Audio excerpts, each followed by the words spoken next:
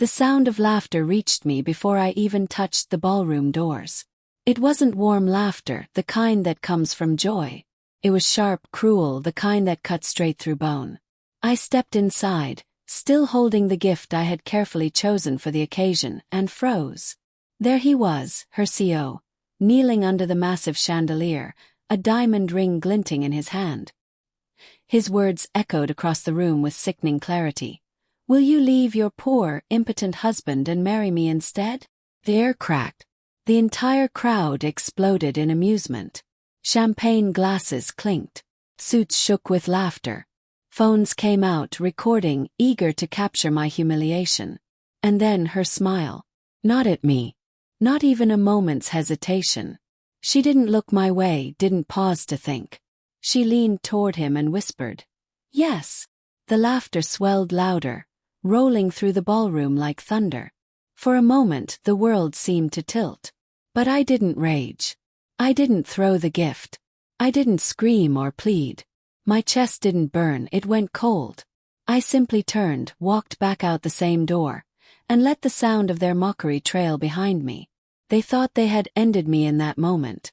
They thought I would collapse in shame. What they didn't know was that the real game had just begun. 7 years earlier, when I first met her, I thought she was unstoppable, ambitious, magnetic. She had the kind of charm that pulled people into her orbit. She called me her anchor. I called her my light. And together for a time it worked. When she pitched her company idea, I believed. When I invested, she said it was our future. When I bought her a penthouse, she said it was our dream.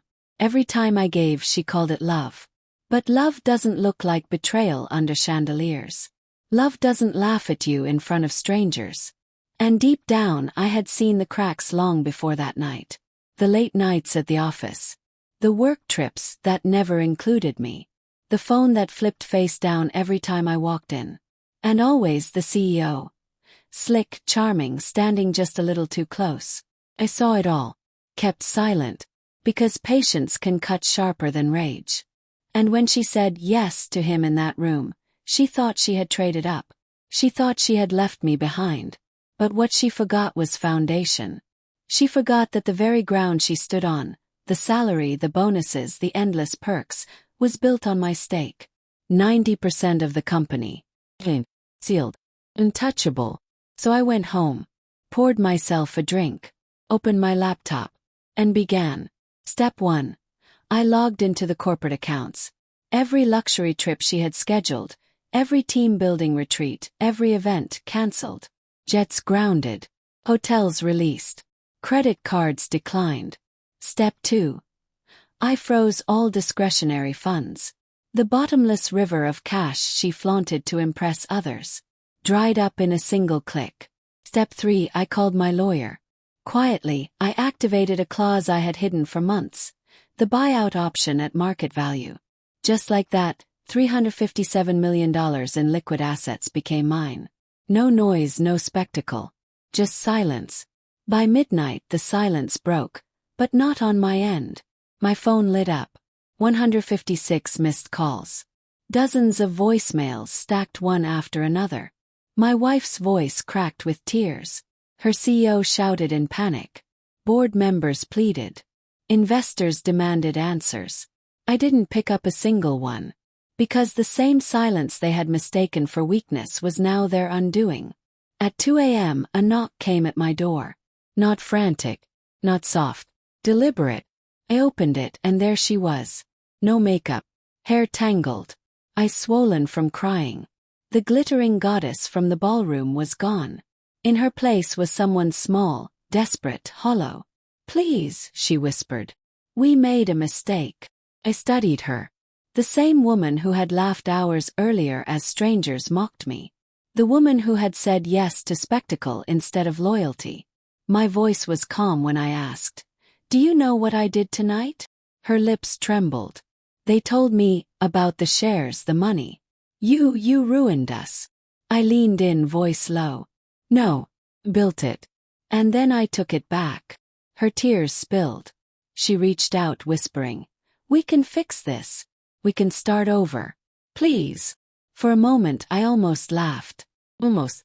But instead I stepped aside, letting silence answer her. She didn't step in. She knew she wasn't welcome. She turned, shoulders shaking, and walked away. In the weeks that followed, everything fell apart. The empire she clung to collapsed overnight.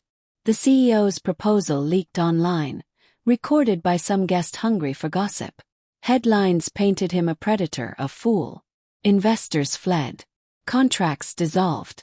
Within a month he was out, disgraced, humiliated. And my wife, or rather my ex-wife, became a ghost. Job offers vanished. Invitations stopped. Friends distanced themselves. On social media, she tried to salvage her image with cryptic posts about betrayal, but no one cared.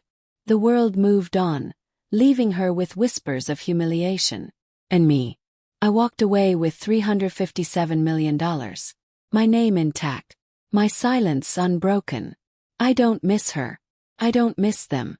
What I remember most is the laughter in that ballroom. The laughter of dozens who thought they were witnessing my downfall. But here's the truth. I don't rage. I don't beg. I don't fight in the open. Wait. Calculate. And when the moment comes, I don't just win. End the game.